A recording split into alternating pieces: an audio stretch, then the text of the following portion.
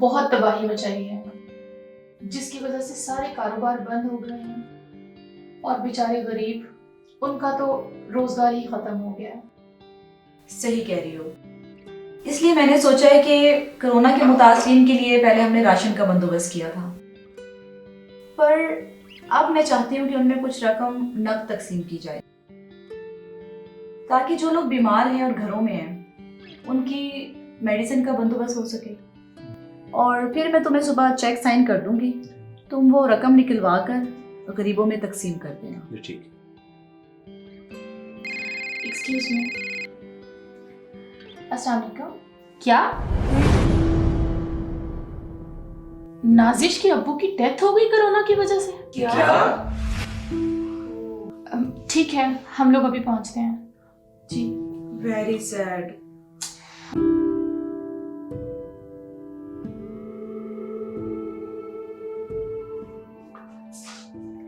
नाजिश, आशी तुम्हें पता है मेरे बाबा मुझे छोड़ के चले गए हैं। नाजिश बहुत अफसोस हुआ सुनकर यार, सब्र करो, शायद खुदा को यही मंजूर था। तुम्हें पता है आशी, हॉस्पिटल वालों ने मेरे साथ कितनी ज्यादती की है। बाबा का मुंह भी नहीं देखने दिया मुझे, और एक खाली कब्र दिखाकर कहते हैं ये तेरे बाबा है। तुम ही बताओ आशी, मैं उस मट्टी की ढेरी को कैसे देख के यकीन कर लूं कि वो मेरे बाबा है। नाजिश संभालो खुद को यार, तुम ऐसे हिम्मत कैसे हार सकती हो? ओह, मैं तो भूल ही गई, सब लोग नीचे अफसोस करने आ रहे हैं। चलो आ जाओ। अस्सलाम वालेकुम। वालेकुम अस्सलाम। नाजिश, क्या हाल है तुम्हारा?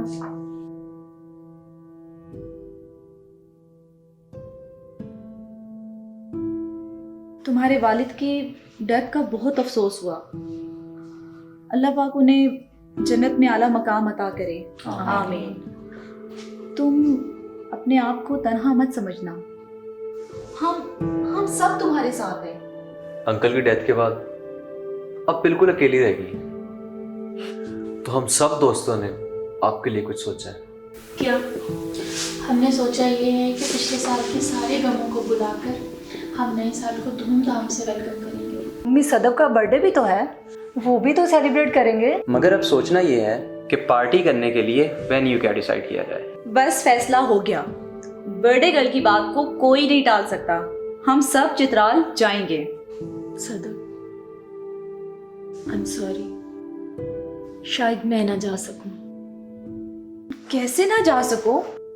हम सब तुम्हारी वजह से तो जा रहे हैं, और अगर तुम नहीं जाओगे तो फिर हम भी नहीं जाएंगे। मेरे दिल को मुट्ठी में करके बंद कहती है अब तू जा जरा, इस हाल में जाऊं कहां, मेरी जान कुछ तो ख्याल कर। अरे वाह, ये शायर कब से हो गए तुम? मोहब्बत हो जाए ना तो शायरी आ ही जाती है। और वैसे भी हम लोग अपने दिल का हाल बताते हैं और लोग इसे शायरी समझ लेते हैं। देखो बेटा, जिंदगी बहुत बड़ी है, मुश्किलों से घबराया नहीं करते, बल्कि डट कर मुकाबला किया करते हैं उसका। जी बाबा।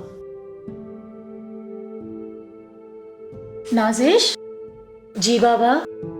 नाजिश मैं हूँ, आशी, तुमने देखा? अभी बाबा इधर बैठे थे, मुझसे बातें कर रहे थे, तुमने देखा उनको? नाजिश पागल मत बनो, जो इस दुनिया से एक दफा चले जाएं, वो दोबारा कभी वापस नहीं आते। ये सिर्फ तुम्हारा वहम था।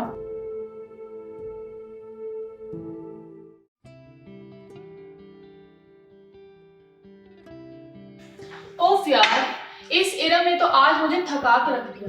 इसे कोई ड्रेस नहीं पसंद आ रहा था, कभी कह रही थी मुझे ये पसंद है, कभी कह रही थी मुझे ये नहीं पसंद।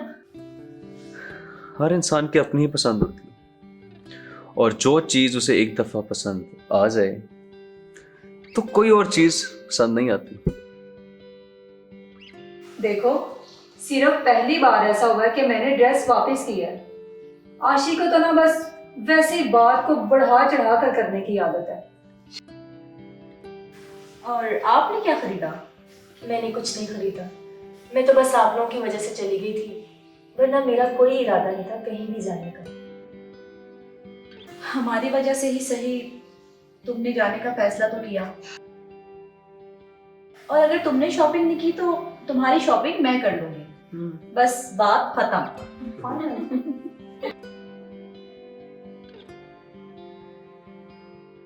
वैसे मिस सदफ ने आपको यहाँ बुलाकर बहुत अच्छा फैसला किया है। अब देखें, आपके घर तो हम हर रोज जा नहीं सकते थे, अब यहाँ पर हर बंदा आपकी तन्हाई को दूर करने और आपको खुश रखने में मगन है। हाँ, मैं सदफ और आप सबकी बेहद मशकूर हूँ जो सब मेरा इतना ख्याल रखते हैं।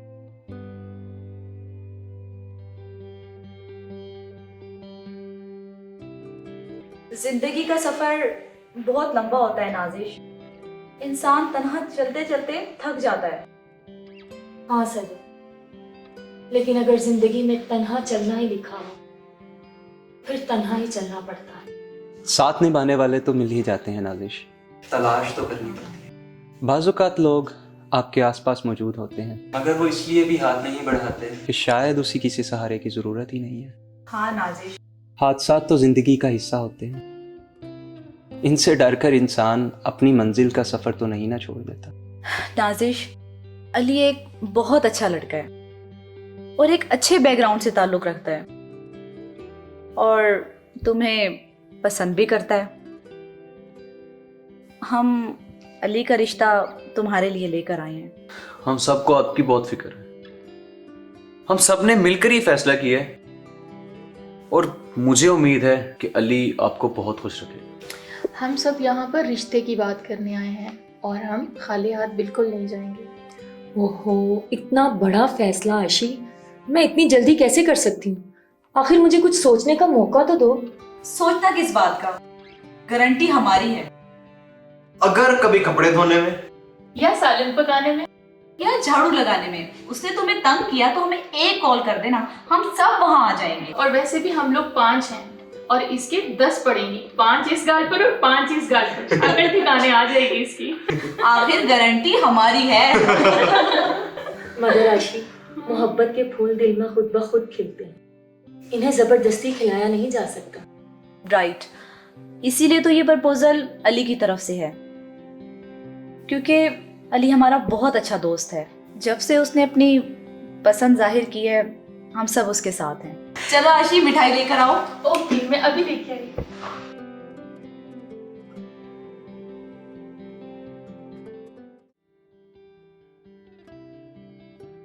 बहुत इंजॉय करेंगे। मैंने गाड़ी वाले को फोन कर दिया, वो 2 घंटे में गाड़ी लेकर आ जाएगा। मैंने कहा लेकिन वहां जाके बनाओगी तो मैं तुम्हें सही कह रही हूँ ना, मैं दूंगी ना। सबकी चॉइस का। सबकी चॉइस है हाँ, सब कुछ, और वो भी नॉन स्पाइसी।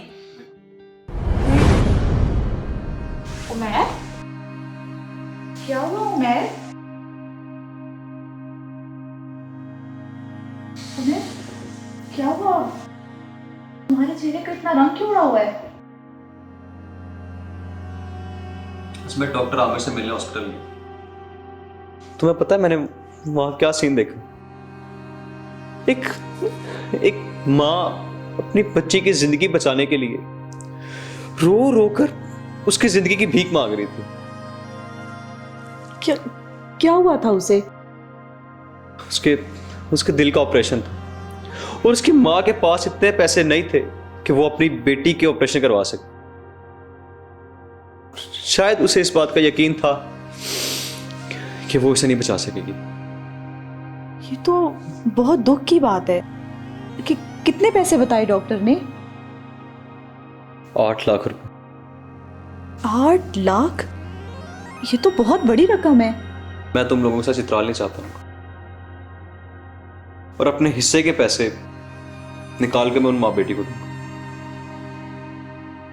तुम क्या समझते हो उमैर कि अच्छा दिल सिर्फ तुम्हारे पास ही है और किसी के पास नहीं?